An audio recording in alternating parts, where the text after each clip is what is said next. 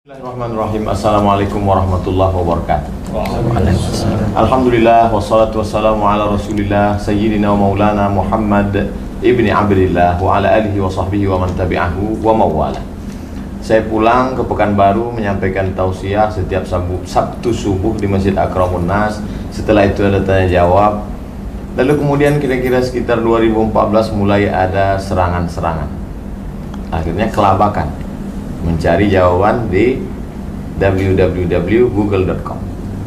Ketika mencari, ketemu video Kiai Haji Idrus Romli.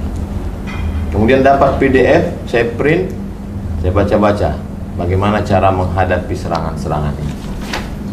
Lalu kemudian saya bicara ke beberapa jamaah, bisa enggak kita cari Kiai Idrus Romli supaya kita bawa ke Pekanbaru? Entah gimana ceritanya, saya pun sampai ke Jakarta, bertemu dengan beberapa murid jamaah Kiai Haji Idrus Romli. Saya diberi buku 50 sifat tentang akidah, kemudian diberi buku cerdas dialog, kemudian pula suatu hari saya sampai ke pondok Kiai Haji Idrus Romli di Sidogiri, tempat beliau belajar, bertemu dengan guru beliau, tapi beliau saat itu sedang di Jawa Tengah. Sampai akhirnya suatu hari di airport Cengkareng Soekarno-Hatta bertemu, tapi kami tak bisa berdialog, bercerita karena di restoran, di rumah makan. Lalu kemudian sampailah hari ini tahun 2020, penantian panjang bertemu dengan guru, tokoh idola, orang yang selalu dinantikan, singa aswaja, Kiai Haji Idrus Romli, hafizahullah wa saddada khutah, nafa'allahu bi waziri ulumihi wa bi matta'alallahu bi tuli umrihi. Semoga Kiai Haji Idrus Romli diberikan kesehatan zahir dan batin, panjang umur, berkah ilmunya dunia akhirat, amin ya rabbal alamin. Kiai Haji Idrus Romli, akidahnya Asy'ari, fikihnya Syafi'i. Begitu dulu tuan-tuan guru kita mengajarkan, akidah Asy'ari, fikih Syafi'i. Tapi sekarang ternyata digugat, fikihnya Syafi'i kok akidahnya lompat ke Asy'ari, fikihnya yang mesti Syafi'i juga. Gimana tuh Kiai? Assalamualaikum warahmatullahi wabarakatuh. Waalaikumsalam warahmatullahi wabarakatuh. Nervous. Sehat Kiai? Alhamdulillah. Gimana kita menghadapi orang yang menggugat kita, akidahnya kok Asy'ari, mestinya akidahnya ya Syafi'i juga, gimana Kiai? Dalam masalah ini, Imam Asy'ari itu tidak membuat akidah untuk menyaingi Imam Syafi'i, sama sekali tidak. Juga tidak membuat akidah yang berbeda dengan akidahnya Imam Syafi'i. Imam Asy'ari dan Imam Al-Maturidi, kata para ulama, seperti disebutkan oleh Syed Murtadha Az-Zabidi dalam kitab Ithafus Sadah Al-Muttaqin, Syarah Ihya Ulumiddin, Imam Asy'ari dan Imam Maturidi itu tidak memunculkan pendapat baru, tidak membuat mazhab baru di dalam akidah. Beliau ini semata-mata muqarrir, menetapkan, menguraikan, menjelaskan, membangun metodologi cara menjelaskan dan membela akidah-akidah yang terdapat di dalam Al-Quran, di dalam hadis, disebarkan oleh para sahabat dan diuraikan oleh ulama salaf. Itu Imam Asy'ari. Jadi ya, kalau kita ini ikut Ahlus Sunnah wal Jamaah, fikihnya ya Syafi'i, akidahnya Asy'ari. Mengapa? Imam Syafi'i ini memang fokus menjelaskan fikih. Karenanya beliau punya kitab Ar-Risalah Usul Fikih, spesialisasi. Jadi metodologi di dalam ijtihad fikhi itu Ar-Risalah. Imam Asy'ari membangun metodologi di dalam ilmu akidah. Dan setelah Imam Asy'ari ini muncul, apa yang terjadi? Mayoritas ulama dari pengikut Syafi'i, pengikut Maliki, kemudian sebagian dari Hanafi, sebagian Hambali ikut Asy'ari. Yang ikut Imam Asy'ari ini bukan hanya pengikut mazhab Syafi'i, tapi para ulama yang fikihnya ikut Maliki. Kalau ulama Malikiyah ini hampir 100%. 100% ulama Malikiyah itu Asy'ariyah. Ulama Syafi'iyah itu mayoritas. Ada sebagian yang terpapar tajsim itu ada. Dari Syafi'iyah. Dari Syafi'iyah. Sebagian yang terpengaruh tajsim itu ada, tapi mayoritas Syafi'iyah. Loh, guru-guru kita ikut Imam Asy'ari, kok kita disuruh ikut Imam Syafi'i? Lah, Imam Syafi'i nggak punya kitab akidah. Nggak punya. Dan akidahnya Imam Syafi'i, akidahnya Imam Maliki, akidahnya imam-imam yang lain itu sudah dipaparkan oleh dua imam, Abu Mansur Al-Maturidi dan Imam Abul Hasan Al-Asy'ari. Ya sudah, selesai. Ini saya kira simple ini, tidak perlu repot-repot masih meneliti lagi. Sebetulnya Kiai, akidah Imam Syafi'i dalam masalah sifat khabariyah itu bagaimana? Tafwid atau ta'wil atau? Yang jelas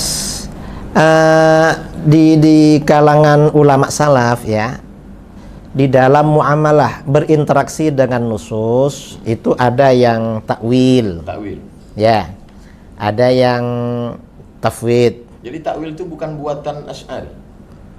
Loh, takwil itu yang jelas bukan dari Asy'ari, tapi itu berlaku sejak masa sahabat. Sebagian sahabat itu sudah melakukan takwil. Kemudian setelah generasi sahabat itu habis, ulama tabi'in, murid-muridnya Ibnu Abbas, murid-muridnya Ibnu Mas'ud, itu semakin ramai yang takwil. Ke belakang tambah banyak yang takwil. Loh, Imam Syafi'i itu bukan hal zahir. Gak mungkin beliau tidak takwil. Jadi karena beliau bukan zahiriyah. Kalau diringkaskan, salaf, generasi salaf itu berapa? Takwil, tafwid. Kalau generasi salaf yang soleh, di dalam berinteraksi dengan ayat-ayat mutasyabihat atau hadis-hadis mutasyabihat, itu ada dua pendekatan. Pertama, tafwid. Ya, itu bukan berarti yang takwil tidak ada, karena takwil juga diriwayatkan dari ulama salaf. Yang kedua, takwil. Dan hampir semua ayat-ayat mutasyabihat yang ada ulama salaf yang melakukan takwil. Ada. Dan saya kira Imam Syafi'i gak mungkin anti takwil. Loh, beliau ini coba di fikih-fikihnya kan ditakwil terus. Ketika berijtihad fikih, beliau misalnya ya seperti ini hadis yang dipakai oleh mazhab Hambali, dipakai oleh mazhab Hambali dan diikuti oleh orang-orang Wahabi atau Salafi di Indonesia. Orang yang meninggalkan sholat kan kufur.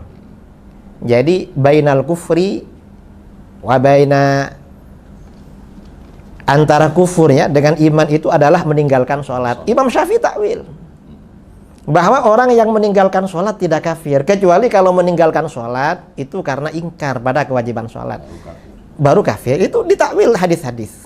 Imam Syafi'i ini banyak melakukan takwil. Seandainya beliau tidak melakukan takwil, tidak lahir fikih beliau. Hanya beliau memang tidak punya kajian khusus, karangan khusus di dalam masalah akidah.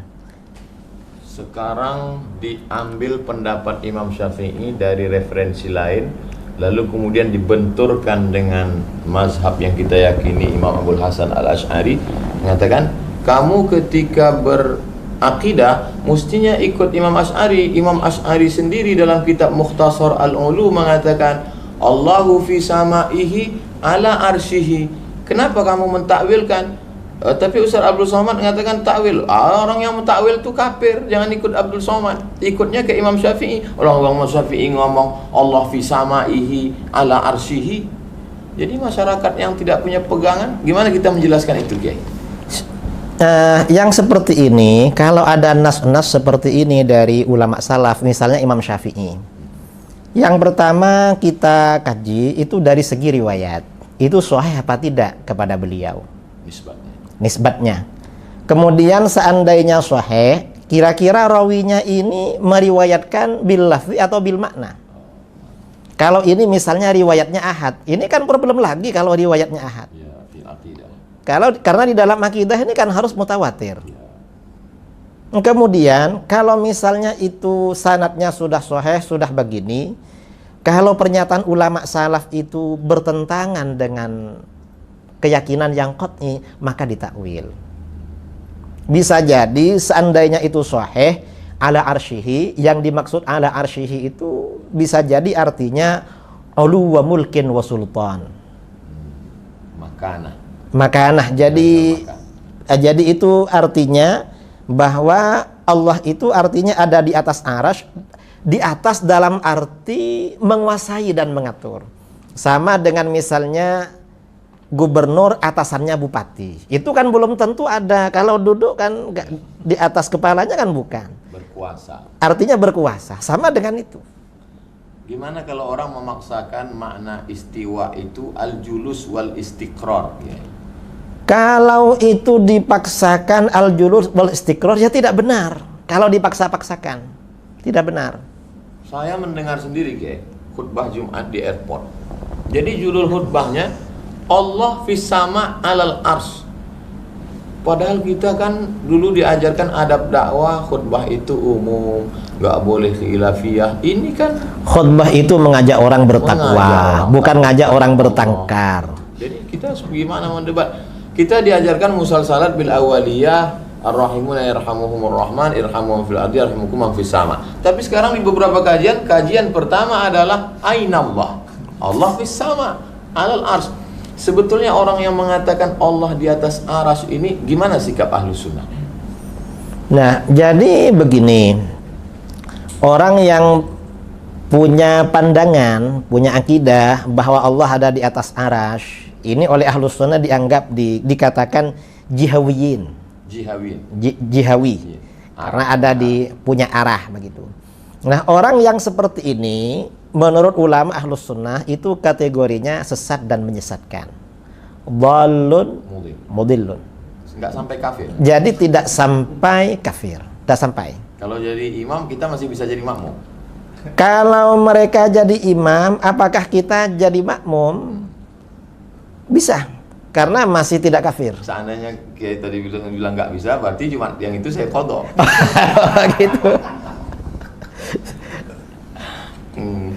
Cuma ya ini yang jelas ini salah. Orang yang berkeyakinan Allah ada di arasy, bertempat di arasy berdasarkan istawa itu salah.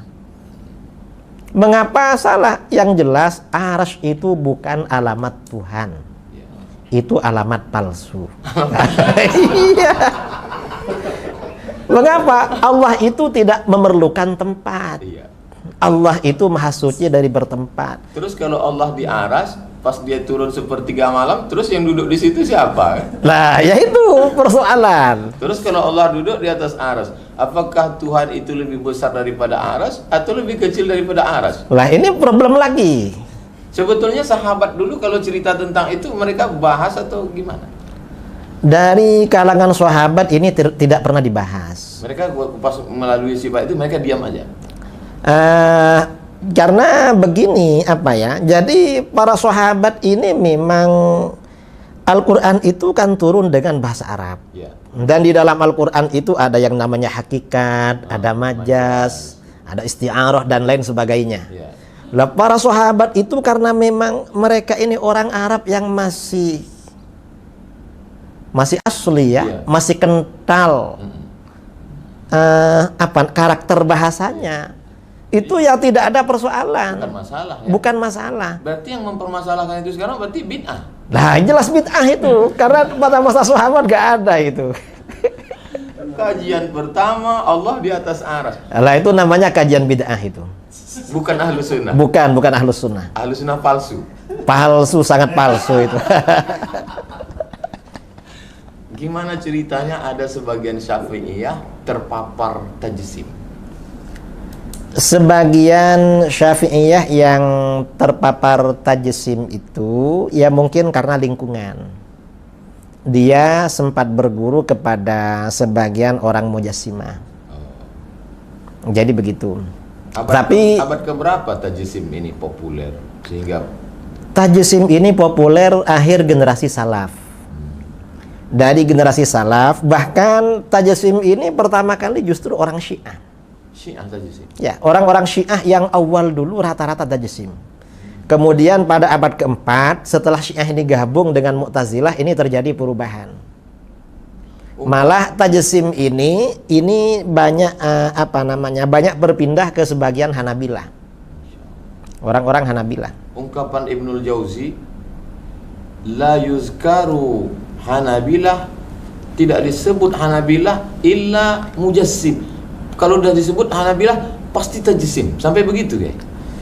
Jadi memang sebagian ulama itu memberikan gambaran penelitian. Kalau Syafi'iyah itu hampir semuanya Asy'ariyah. Malikiyah semuanya Asy'ariyah. Kalau Hanafiyah jadi dua. Yang 2/3 Maturidiyah, yang 1/3 Asy'ariyah. Kalau Hanabilah ini ada sebagian kecil itu Asy'ariyah. Termasuk kelompoknya Ibnul Jauzi, kemudian kelompoknya At-Tamimi, kemudian Abul Wafa Ibnu Aqil Al-Baghdadi. Ini yang Asy'ariyah. Ada sebagian kecil juga ahli tafwid. Mufawwidah. Kemudian yang sebagian besar awal-awal Mujassimah. Kemudian pada abad ke-7 Hijriah, ketika yang menjadi penguasa di Syria, di Syam, itu Sultan Az-Zahir Baibars Al-Bindigdari. Beliau ini berhasil karena beliau ini mengangkat Qadhil Qudat dari Madzhabul Arba'ah. Setelah Madzhabul Arba'ah ini sering diskusi, maka faksi Mujassimah di kalangan Hanabilah ini hampir habis. Cuma kemudian setelah itu dihidupkan lagi oleh Syekh Ibnu Taimiyah. Ibnu Taimiyah menghidupkan tajsim. Menghidupkan lagi. Iya. Ibnu Taimiyah mujassimah. Kata para ulama begitu. Yang mengembalikan tajsim di Hanabilah itu Syekh Ibnu Taimiyah. Sebelumnya sudah hampir habis. Tapi orang selalu berlindung mengatakan Ibnu Taimiyah tidak mujassimah, tapi dia isbat sifat, bahwa ada sifat yadun, ada sifat sak, ada sifat istiwa. Gimana tuh Kiai? Jadi masalah ayat mutasyabihat itu tadi kan kita bicarakan. Ulama salaf sebagian besar tafwid, sebagian takwil. Kalau khalaf mayoritas takwil. Nah, kemudian ada mujassimah yang mengartikan ayat mutasyabihat secara zahir. Mereka ini untuk menghindari stigma tajsim, tashbih, mereka bilang itsbat. Ngeles. Nah, kita ini yang takwil dan tafwid ini kata mereka dianggap taktil. Artinya ya menghilangkan, mengosongkan. Ya, padahal mereka ini hanya permainan kata-kata. Nah, kalau itu itsbat ini diterapkan, ini bahaya sekali. Jadi itsbat itu nggak ada. Kalau dari ulama salaf nggak ada. Karena kalau diterapkan ini bahaya. Misalnya ya, iyad. Iyad itu kan artinya tangan. Artinya tangan. Kalau iyad yang diidhofahkan kepada lafaz Allah itu diartikan tangan. Di dalam Al-Quran ada yang berbentuk mufrad, tunggal, yadullah fawqa aydihim. Ada yang berbentuk musanna, bal yadahu mabsutatan, ada itu diantaranya. Ada yang jamak, bi aidin. Nah, ini perlu ditanya, kira-kira iyad kalau diartikan tangan Allah itu apa satu, apa dua, apa banyak? Ada yang ceramah guys, tangan Allah itu dua-duanya sebelah kanan. Lah, kalau dibilang dua-duanya sebelah kanan, kan nggak mungkin, masa Tuhan sejelek itu? Allah punya tangan, tapi tangan Allah nggak sama dengan tangan kita. Bila takif, wala tasbih, wala, itu gimana Kiai? Ngeles juga? Itu ngeles juga. Sama dengan begini, kamu ini seperti anjing, tapi gak sama dengan anjing yang ada. Kamu anjing manis misalnya. Ini kira-kira pujian atau bagaimana ini? Ada videonya Kiai. Videonya gini. Kalau ada orang mengatakan tangan Allah itu, kata dia gini, sama nggak tangan saya dengan tangan monyet? Kan beda. Terus jamaahnya ngangguk iya. Terus saya pas nonton itu, loh, tangan ustadz yang ngomong dengan tangan monyet sama-sama jisim. Ya sama. Sama memang, yang membedakan tuh sifatnya. Iya. Sama-sama jisim. Tangannya orang, tangannya kambing itu sama. Yang membedakan sifatnya. Sekarang ya, kitab Imam Abul Hasan Al-Asy'ari itu diseret-seret mengatakan Imam Abul Hasan Al-Asy'ari sendiri isbat. Karena dalam kitab Al-Ibanah, lah wong dia nyebut yadun kok katanya. Ya, ini orang Wahabi itu membingungkan. Kadang mereka, kenapa kok ikut Asy'ari? Iya. Lalu setelah itu, loh Asy'ari seperti saya. Ini kan repot mereka ini. Karena kita ngomong sama orang bingung, jadi kalau orang nggak kuat, jadi dia ikut bingung. Nah, ikut bingung juga. Jadi seperti itu. Tuduhan Ibanah itu isbat gimana, Gay? Di dalam Al-Ibanah dan sebagian ulama mutaqaddimin Asy'ariyah, ya, ayat lafat-lafat mutasyabih seperti iyad, seperti ain, itu ditafwid.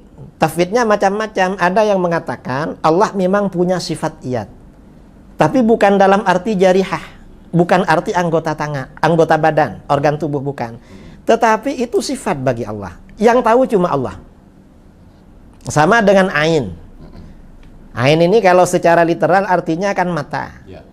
Sebagian ulama mutaqaddimin Asy'ariyah yang diceritakan oleh Imam Al-Baihaqi dalam kitab Al-I'tiqad maupun Asma' was Sifat, itu ada yang mengartikan itu ain sifatan. Sifat bagi Allah, bukan sebagai jarihah, anggota badan. Terus masuknya kemana tuh? Ta'wil, tafwid? Itu tafwid. Masuk ke tafwid. Bukan isbat. Bukan isbat. Kita ini sebenarnya isbat juga, tetapi cara isbatnya isbat yang cerdas. Yang tadi isbat dungu. Nah, itu ya. Gimana beda isbat cerdas dengan isbat dungu? Nah, isbat yang cerdas ini artinya mengkompromikan Ya. antara satu nas dengan nas yang lain. Mana yang muhkamat, mana yang mutasyabihat. Nah, ayat-ayat atau hadis-hadis mutasyabihat dalam pengertiannya dikembalikan kepada yang muhkamat. Seperti yang menjadi tuntunan di dalam Al-Quran. Memang harus seperti itu. Dan ayat yang muhkamat itu, kata para ulama, adalah ayat laisa kamitslihi syai' dan ayat walam yakul lahu kufuwan ahad. Itu yang muhkamat.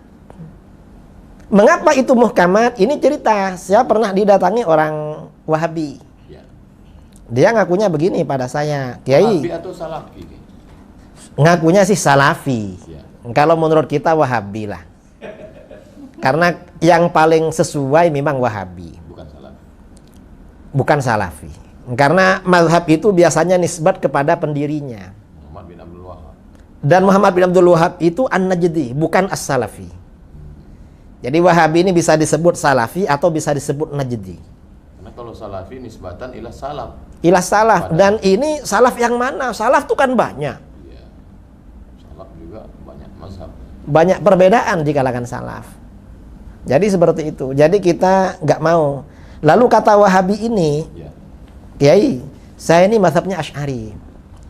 Oh gitu, ya bagus lah. Cuma menurut saya, Allah itu bersemayam di atas arsy, kata. Loh, kamu Asy'ari yang mana? Kita ini Asy'ari, tidak seperti itu. Kamu ini Asy'ari yang macam apa ya? Barulah. Iya, Neo Asy'ari. Neo Asy'ari. Nah, karena menurut saya, Kiai, Mungkin pengaruh neo normal juga. mungkin kira-kira itu.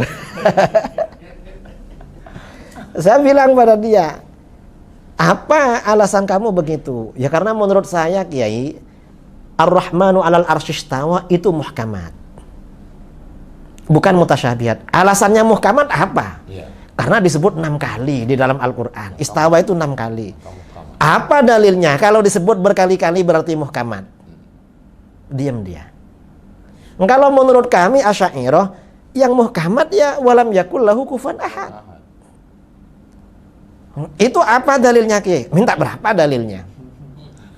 Ini dikatakan muhkamat oleh para ulama karena sababul wurudnya, hadis turunnya, sababun nuzul ya, sabab nuzul turunnya surat Al-Ikhlas ini ketika Rasulullah mendapat pertanyaan dari orang musyrik dan dari orang Yahudi Sif lana rabbak, terangkan sifat Tuhan kamu pada kami.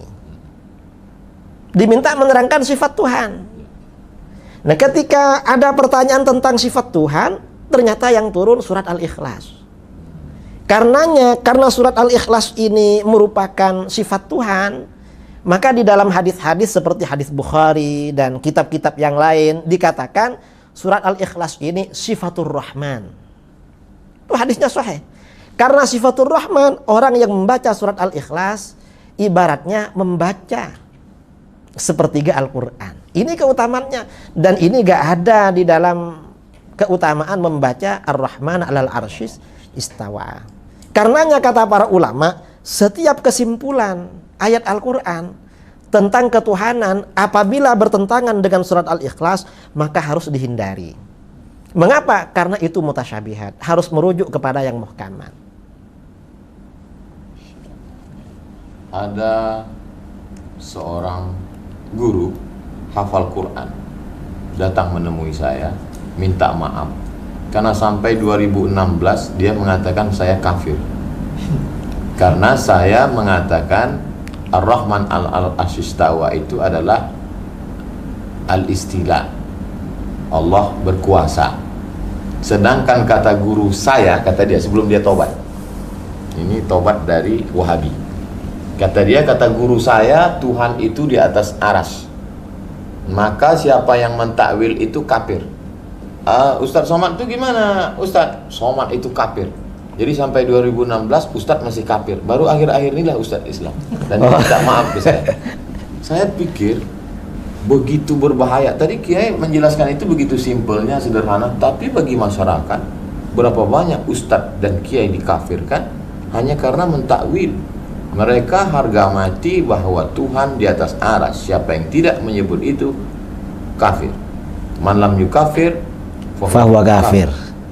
Bagaimana bahayanya ini kepada umat kita? Ya jelas bahaya. Karena mengkafirkan orang lain, mengkafirkan orang muslim itu akan kembali kepada dirinya sendiri. Walaupun kita tidak mengkafirkan mereka yang mengkafirkan kita. Saya tadi berharap Kiai mengkafirkan, jadi saya dapat legitimasi iya. Begitu. Masalah ini di kalangan Asy'ariyah terjadi khilaf. Sebagian ulama mutaqaddimin seperti Syekh Abi Ishaq Asy-Syirazi, pengarang kitab Al-Muhadzab. Kata beliau, ahli bid'ah yang mengkafirkan kita berarti kafir. Kata beliau.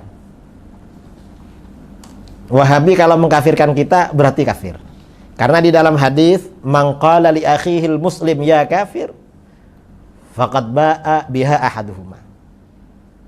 Cuma kata Imam Nawawi dalam Raudhah, juga dalam Raudhatut Talibin, pendapat yang muktamad tidak kafir.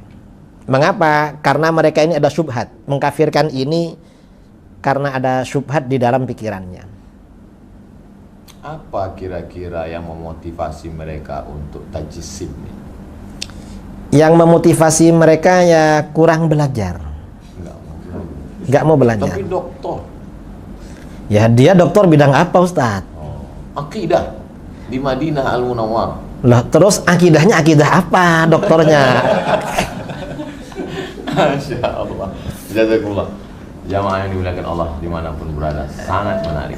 Tapi di awal Kiai Idrus Ramli mengatakan Ustadz Somad hanya punya waktu 30 menit. Dan saya dari tadi melihat dia bicara dengan beliau 30 menit seperti 3 menit. Begitu cepat. Saya yakin jamaah pasti tidak mau berhenti. Kiai, apa yang mesti dilakukan seorang ustadz ulama untuk meluruskan akidah umat? Saya kira memang pada zaman sekarang ini para asatid, para ulama, para kiai, para habaib itu memang harus gigih menjelaskan akidah Ahlus Sunnah wal Jamaah. Kemudian juga meluruskan syubhat-syubhat orang-orang yang menyimpang dari Ahlus Sunnah wal Jamaah. Termasuk tadi yang berkeyakinan Tuhan bersemayam di arasy, lalu pukul 3 pagi turun ke langit pertama. Nah biasanya semua akidah yang menyimpang itu tidak rasional.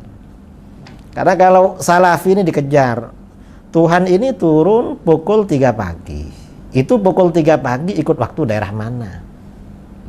Kalau waktu istiwa kan jalan terus. Jalan terus. Setiap matla itu selisihnya kan kecil. Berarti Tuhan pindah-pindah. Ya, kalau waktu Indonesia dibagi 3. Itu pukul 3 ikut daerah mana?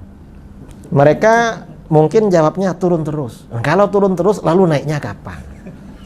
Itu kan problem. Nanti mereka ditanya, ngapain turun? Mungkin mereka bilang, loh, Tuhan itu turun untuk mendengar doa kamu, makanya bangun sholat tahajud. Lalu kita tanya, apa kalau tidak turun nggak dengar? Mereka bingung lagi. Karena kalau jawab Tuhan nggak dengar, kufur mereka, kafir. Kalau jawab sebenarnya dengar walaupun nggak turun, bisa ditanya lagi, loh kalau dengar dari aras ngapain turun? Tapi biasanya kalau terdesak, jawabannya bila takif wala tamsil. Oh, itu kan cara ngeles terakhir itu. Cara Kalau dialaskan Tuhan itu di atas dengan Isra Mi'raj gimana, Kiai? Itu buktinya Nabi Muhammad naik ke atas jemput sholat bolak-balik. Berarti Tuhan di atas. itu tempatnya Nabi ketika bermukalamah dengan Allah. Di dalam hadis-hadis tentang Isra Mi'raj tidak ada keterangan bahwa itu tempatnya Allah. Tapi tempat ketika Rasulullah mukalamah dan melihat Allah. Keterangannya seperti itu. Bukan tempat Allah. Tidak ada keterangan di dalam hadis itu tempatnya Allah, gak ada. Karena yang Isra Mi'raj, yang membaca hadis-hadis Mi'raj kan kita kan. Mereka ini gak mau sebenarnya peringatan Isra Mi'raj. Lalu dipakai dalil, ya salah dong. Berarti dengar ceramah kita waktu Isra Mi'raj. Lah ya itu, Bid'ah juga itu. Dialaskan lagi doa, Kiai. Buktinya kalau doa itu nunjuk Allah di atas. Kalau Allah di bawah pasti doanya gini. Kata para ulama, atas itu qiblatud doa, sama dengan Ka'bah itu qiblatus shalah. Kalau tanah itu qiblatus sujud. Gak ada orang sujud itu ke atas, gak ada, ya pasti ke tanah. Makanya di dalam Al-Quran itu fasjud waqtarib, sujudlah dan mendekatlah. Kalau ini tidak ditakwil, ini bahaya, karena berarti Allah ada di bawahnya karpet ini. Berarti Wahabi ini kalau mau pakai otak sedikit aja ya. Sebenarnya kalau dipakai sedikit itu lumayan, hasilnya bagus. Nah, mereka emang nggak dipakai, jadi masih orisinil.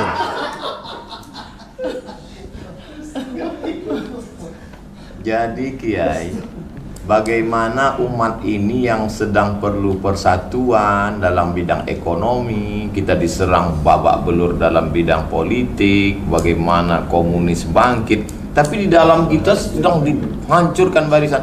Apa kira-kira mungkin nggak ini gerakan ini disusupkan untuk memecah umat Islam dari dalam? Itu jelas itu, bahwa memang kelompok-kelompok radikal itu memang disusupkan Untuk memecah kita dari dalam. iya, dan memang yang mendapat himayah, perlindungan dari Protek, ya. mendapat protek dari barat, kemudian juga dana tamwil, itu kan kelompok-kelompok radikal. Besar duitnya, Kiai. Ya gak tahu lah, kayaknya iya. Dulu saya kan nonton video Kiai itu yang katanya ada $2.000. Saya waktu itu 1.500. 1.500. Udah turun atau memang?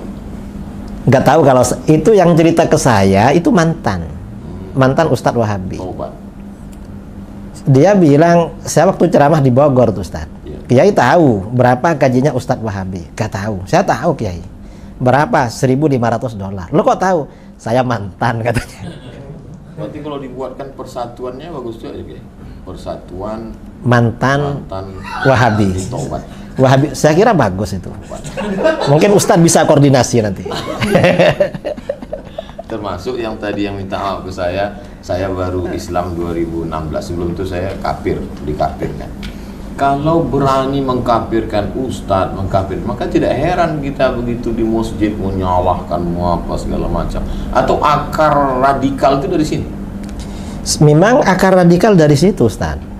Kan mereka memang kelompok radikal, kelompok orang-orang yang mudah mengkafirkan. Kata Imam Ghazali, itu latar belakangnya kurang pendidikan, kurang belajar. Tapi masyarakat mudah sekali terikut Kiai karena hafal Quran dari pintu bahasa Arab, kemudian gimana menyadarkan umat? Kalau masalah hafal Al-Quran, yang hafal Al-Quran itu bukan cuma orang Islam, hatta orang orientalis yang hafal tuh banyak. Kalau cuma hafal Al-Quran, orang orientalis kan yang hafal Quran kan banyak, Ustaz. Kemudian pakai nama-nama pesan SMP Ibnu Katsir, pesantren Imam Syafi'i, SDIT Imam Nawawi. Itu gimana hukumnya? Pakai Syafi'i tapi nggak kunut subuh. Lah itu namanya tipu-tipu, menipu namanya. Saya pernah ketemu Ustadz ya di daerah kami, bikin lembaga Imam Syafi'i, tapi yang diajarkan Wahabi. Saya tanya sama dia, kenapa pakai nama Imam Syafi'i? Kita ini kagum Kiai sama beliau, katanya. Nah, tapi Imam Syafi'i ini jadi merek, sudah jadi nama mazhab. Kamu menipu. Kamu ini sama dengan jualan sate. Ada orang jualan sate babi, tapi ditulis sate kambing. Begitu ditanya, loh ini kok ditulis sate kambing? Kan yang dijual babi. Kita ini kagum sama kambing. Mereka ini kayak begitulah. Saya kira seperti itu. Kenapa tidak Taimi? Kenapa Wahabi?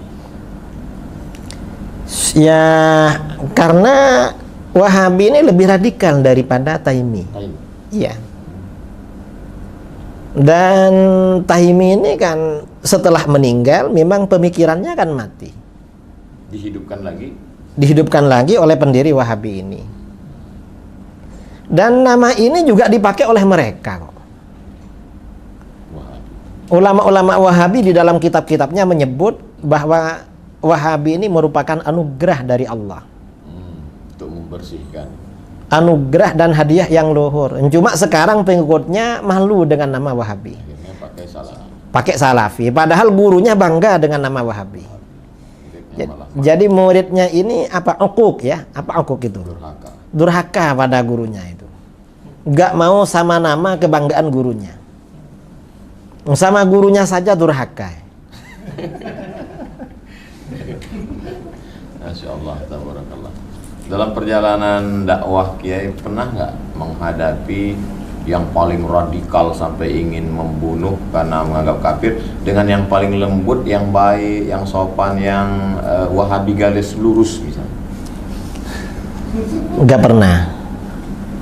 Kalau sampai membunuh mau apa, karena ini kebanyakan mereka sebelum acara sudah lari duluan, sudah batal. Saya dialog di forum terbuka dengan Wahabi itu tahun 2008 satu kali, 2009 dua kali. Baru kemudian ya 2009 dua kali, habis itu di Denpasar 15 masjid tuh lari-lari semua, nggak ketemu. Cuma 2 masjid datang orangnya. Lalu 2013 di Manado, malah gak ada di rumahnya, sama panitia dicari ke rumahnya gak ada semua ustadz-ustadznya itu. Lari. Katanya acara di luar kota. Di Aceh juga begitu, langsung gak ada pada hari acara. Tapi pas ditanya murid-muridnya, kenapa nggak mau debat dengan Kiai Idrus Ramli? Nggak boleh duduk dengan ahli bid'ah. Bilang pada muridnya begitu, tapi kalau pada panitia sebagian nggak begitu. Alasannya seperti yang di Aceh sama di Bogor. Kita ini mau debat sama orang Ahlus Sunnah, asalkan bukan Ki Idrus. Yang lain saja katanya. Alasannya Ki Idrus tuh suka ngeyel. Iya. Kalau sama yang baik, yang lurus ada. Kalau yang lurus itu Wahabi tuh gak ada yang lurus, memang apa ya? Bengkok-bengkok lah. Wong itu memang jalan terjal, jalan bengkok memang. Jadi kalau bisa duduk satu majelis dengan Kiai Idrus itu berarti apa? Taqiyah. Ya agak membicarakan masalah itu, membicarakan yang lain-lain. Sampai kapan kita selesai dengan Wahabi? Mungkin sebentar lagi selesai. Sebabnya? Kan sudah gaduh di Saudi. Oh, ya dana. Ya dana sudah. Ya mudah-mudahan lah segera bertaubat. Mudah-mudahan taubatnya diterima Allah. Amin Allah. Terima kasih yang tak terhingga kepada Kiai Haji Idrus Ramli, singa Ahlu Sunnah wal Jamaah. Mudah-mudahan kita banyak mendapatkan pencerahan insyaallah. Amin ya rabbal alamin. Siap-siap menerima bully dari haters. Jazakumullah khairan. Mudah-mudahan Allah memberikan keberkahan. Terima kasih Kiai. Jazakumullah khairan. Sama-sama ya. Jamaah jangan pernah berhenti untuk belajar. Saksikan terus, baca buku Kiai Idrus Ramli. Saya sampai hari ini tetap banyak istifadah dari buku beliau, dari ceramah beliau. Jazakumullah khairan. Ahsanallahu ilaikum. Kasarallahu amsalakum. Aqulu qawli hadza astaghfirullah li wa lakum. Kita mohon doa keberkahan dari Kiai Idrus Ramli. Ya tafadhal masyaallah. Bismillahirrahmanirrahim. Alhamdulillahirabbil alamin. Allahumma shalli wa sallim ala sayyidina Muhammadin miftahi babi rahmatillah. Adada ma fi ilmillah. Shalata wa salaman daimaini bidawami mulkillah. Wa ala alihi wa sahbihi ajma'in. Allahumma qasim lana min khashyatika ma yahulu bainana wa baina ma'siyatik. Wa min ta'atika ma tuballighuna bihi jannatak. Wa min al-yaqini ma tuhawwinu bihi alaina masa'ibad dunya.